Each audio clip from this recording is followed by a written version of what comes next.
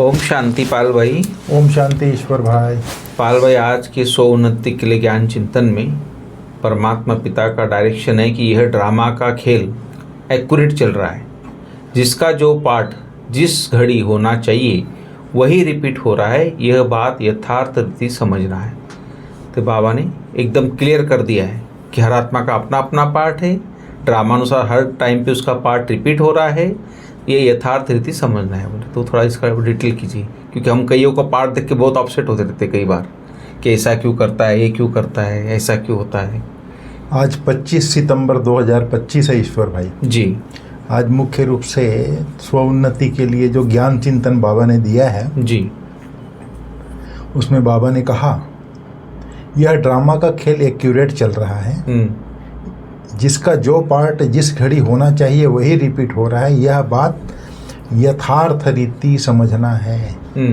यथार्थ माना एकदम सही समझना है। आज मुख्य रूप से बाबा इस धरा पर आते हैं, एक्यूरेट टाइम पर आते हैं, उसके लिए आज बोला है। बिल्कुल। ऐसे तो ड्रामा के लिए ही है, लेकिन बाबा इस ड्रामा में जिस समय आते हैं उसके लिए बाबा ने कहा है। बाबा ने कहा, बाप कहते हैं मैं आता ही भारत में हूँ जी। जब बिल्कुल तमो प्रधान बन जाते हैं तब आता हूँ जी।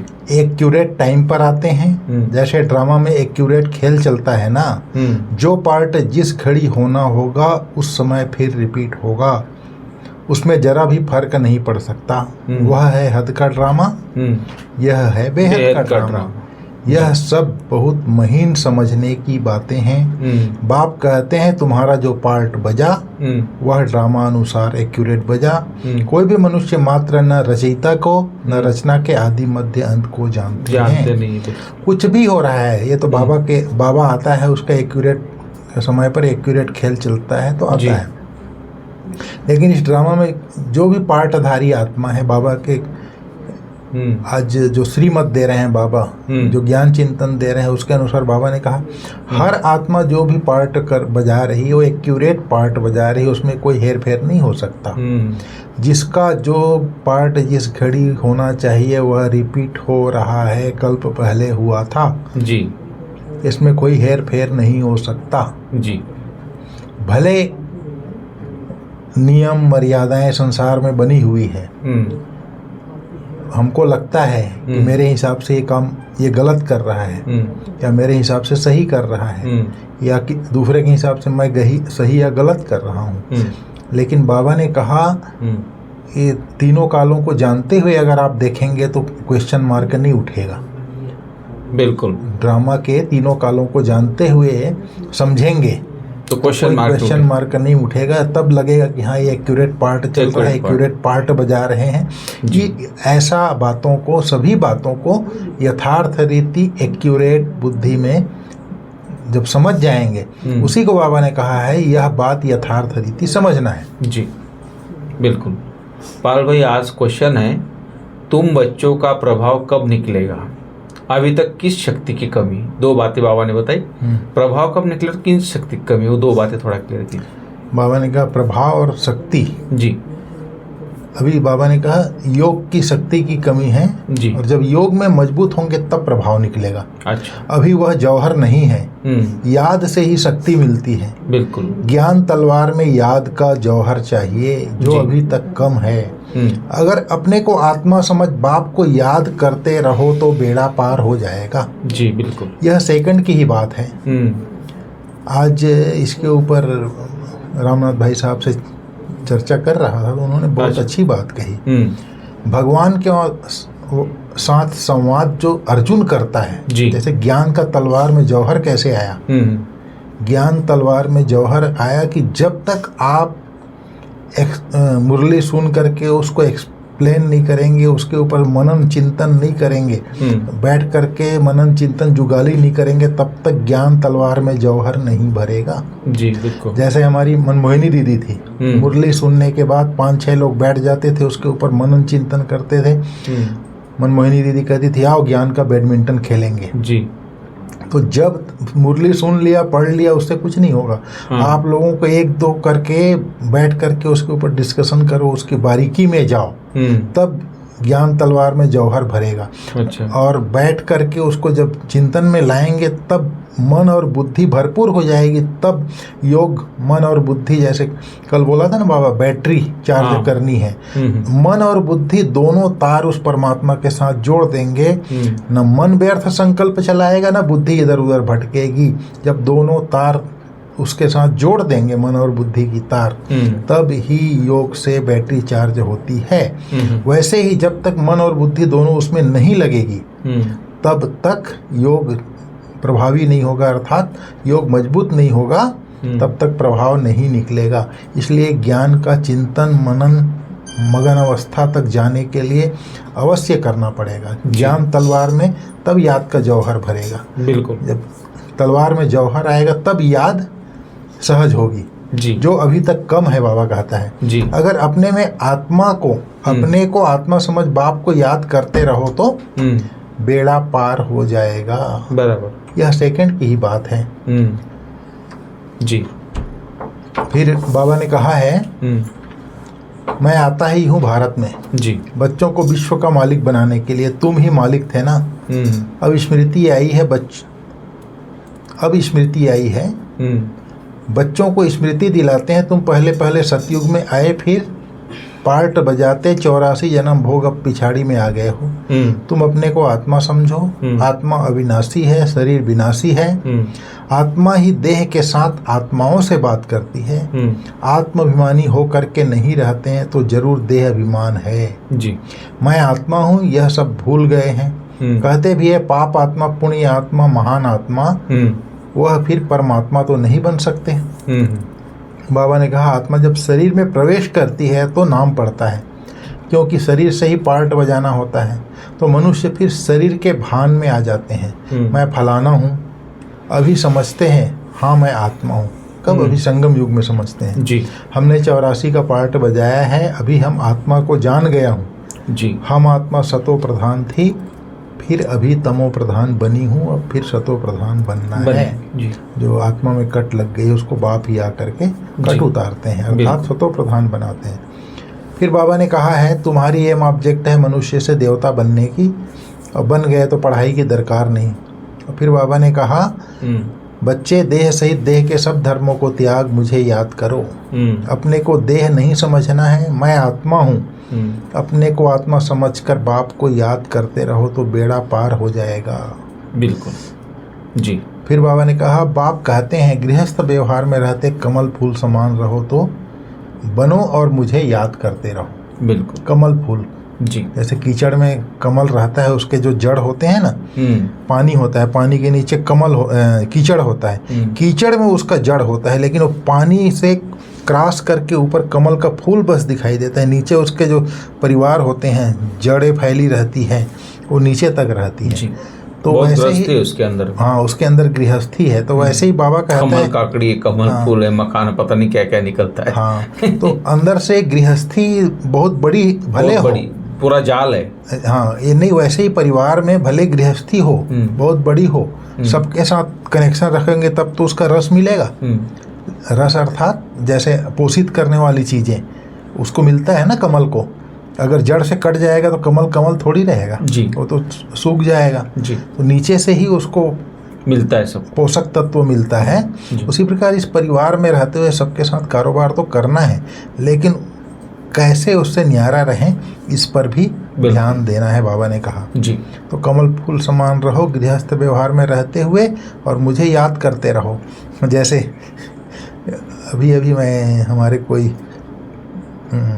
डॉक्टर सचिन परब कल मुरली मंथन उन्होंने सुनाया, बोले संत तुकाराम कितना पॉजिटिव था। उसको जूतों की माला पहना के गधे में घुमा रहे थे, फिर उसके घर के पास लाए तो उसकी पत्नी रोने लगी, धनी क्या हो गया, धनी क्या हो गया। तुकाराम बोलता है इन पर रहम करो भाइयों के ऊपर, बेचारे मेरे को तो गधे पर बिठाए हैं, ये खाली पैर तपती धूप में पैदल चल रहे हैं। कितना पॉजिटिव था जी। फिर दूसरी बात बताई, संत तुकाराम के खेत में पूरा बैलगाड़ी भर के गन्ना हुआ, तो गन्ना खेत से घर ला रहा था। उसकी पत्नी को पता चला कि बैलगाड़ी में गन्ना भर के आ रहा है, तो गांव के दूसरे छोर से दूसरे छोर के आते तक सब बच्चे लोग गन्ना निकाल के खा गए। उसमें एक गन्ना बच गया। अब घर के पास आया, अब पत्नी देखी, बोले सारा गन्ना कहाँ गया? बोले सब बच्चे खा गए गांव वाले। तो एक गन्ना था, उसको माताजी उठाई और संत तुकाराम के पीठ में मारा, गन्ना 2 टुकड़ा हो गया। तो वहाँ पर संत तुकाराम क्या बोलता है, मेरे को मालूम था गन्ना तू अकेले नहीं खाएगी, इसीलिए 2 टुकड़ा तू की है। तो जो संत महात्मा हैं उनके व्यवहार कितना पॉजिटिव, उनका बहुत पॉजिटिव था। मतलब ये लोग ऐसे ही धर्मात्मा नहीं बने, हर निगेटिव को पॉजिटिव देखा है। एक संत था बोले बहुत, तो इसी तुकाराम या नामदेव कुछ था, एक नाथ नामदेव, तीनों में से कोई था, मुझे नाम नहीं याद। वो गंगा माना नहा के आता था, एक वेश्या थी ऊपर, उसके ऊपर थूक देती। ज्ञानेश्वर संत ज्ञानेश्वर। हाँ, तो ऐसे कई बार उसने बार नहाया, लास्ट में जाके उसके पैर में गिरी। बोले आपको गुस्सा नहीं आया मैंने इतने आपको ये किया?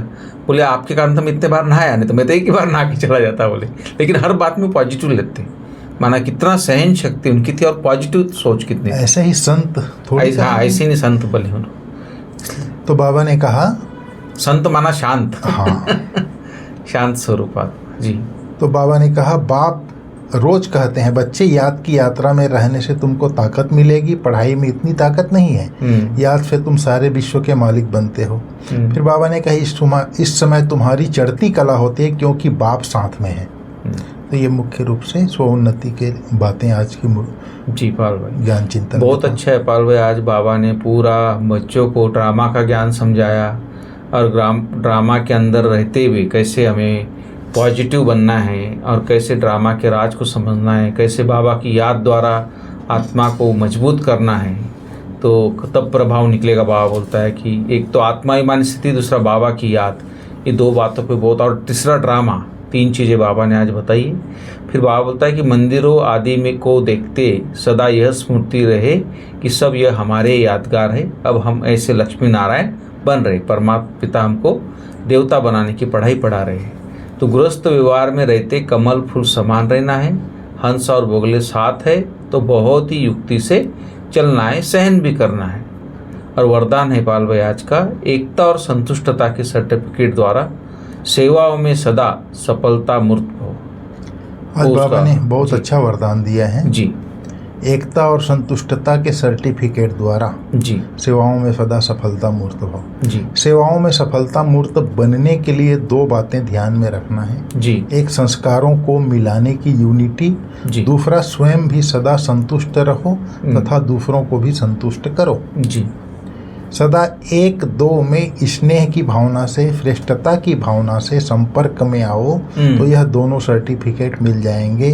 फिर आपकी प्रैक्टिकल जीवन बाप के सूरत का दर्पण बन जाएगा और उस दर्पण में बाप जो है, जैसा है वैसा दिखाई देगा। बिल्कुल सही है। तो बाबा ने कहा सदा 1-2 में स्नेह की भावना से जी, श्रेष्ठता की भावना से संपर्क में आओ। अर्थात यहाँ पर आप देखिए स्नेह की भावना कैसे उत्पन्न होगी, जब हमारी दृष्टि आत्मिक होगी। श्रेष्ठता की भावना भी आत्मिक दृष्टि होने से ही होगी, क्योंकि आत्मिक दृष्टि देखने से ही उसके ओरिजिनल गुण याद आएंगे जी। ये स्नेह का आएगा तो ये आत्मा है, मेरा भाई है। श्रेष्ठता की भावना, ये होवनहार देवी देवताएं हैं, देवी कुल की श्रेष्ठ आत्माएं हैं, देवी कुल की देव आत्माएं हैं, ये श्रेष्ठता की भावना आएगी। इस भावना से संपर्क में आएंगे तो संतुष्ट भी रहेंगे और संस्कार को मिलाने की यूनिटी भी होगी। जैसे दीदी और दादी के लिए बोलते हैं ना, एक ने कह दिया तो फिर दूसरे को बोला, दीदी ने बोल दिया, हो गया। क्यों क्या का कोई क्वेश्चन ही नहीं था।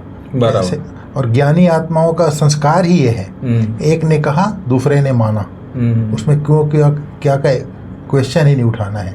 बिल्कुल ज्ञानी के लिए कहा ही जाता है। तो ये जो ज्ञान स्वरूप आत्माएं हैं, इन लोग अभी कैसे संस्था सफलता को पाई है। दीदी ने कहा तो दादी ने हाँ बोला, दादी ने बोल दिया, दीदी ने हाँ बोला। जितनी भी दादियाँ थी, बड़ी दादी ने बोल दिया, बोले उसके आगे कोई बात नहीं है जी। बिल्कुल। तब संस्था जितनी आगे बढ़ी है सफलता मूर्त। अगर उसमें किसी ने इसने ऐसा क्यों बोला, क्यों क्या बोला, कैसे बोला, तो फिर संस्था इतनी आगे नहीं बढ़ती जी। पाल भाई आज स्लोगन है, आत्मस्थिति में स्थित होकर अनेक आत्माओं को जिये दान दो तो दुआओं के निमित्त मिलेगी, दुआएं भी मिलती रहेगी। आत्म स्थिति में स्थित मन बुद्धि को अगर एकाग्र कर लिए, मैं जी। आत्मा बिंदी मेरा बाबा बिंदी, इस स्थिति में स्थित होकर अनेक आत्माओं को जिए दान देना, अर्थात आज बाप का परिचय देना ही आत्माओं को जिए दान देना है, उनका सच्चा परिचय देना ही जिए दान देना है। लेकिन जब स्वयं आत्मिक स्वरूप में स्थित होकर के देंगे तब उनको तीर लगता है। जब तीर लगेगा तब उस आत्मा के दिल से दुआएं निकलेंगी। उसी को बाबा ने आज कहा है, आत्म स्थिति में स्थित होकर अनेक आत्माओं को जिए दान दो तो दुआएं मिलेंगी। ठीक है ईश्वर भाई जी, ओम शांति। ओम शांति।